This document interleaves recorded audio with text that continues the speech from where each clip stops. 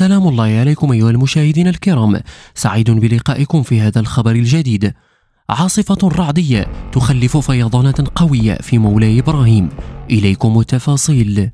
خلفت عاصفة رعدية مفاجئة ضربت جماعة مولاي إبراهيم دائرة إسني في إقليم الحوز بجهة مراكش خسائر مادية فادحة، حيث جرفت مياه الفيضانات الغزيرة التي هطلت على المنطقة عددا كبيرا من السيارات في غياب تأكيد رسمي حول احتمال وقوع خسائر بشرية.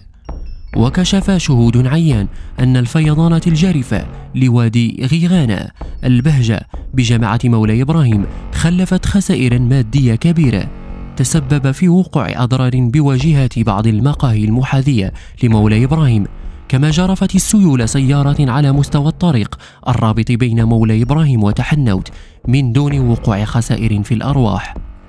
وحسب شهود عيان أيضا فإن السيول الجارفة أتت على أشجار مثمرة لفلاحي المنطقة بعد أن اجتاحت الأمطار القوية مناطقا هامة في إقليم الحوز، وعلى الخصوص جماعات أغواطيام ومولاي إبراهيم وآسني.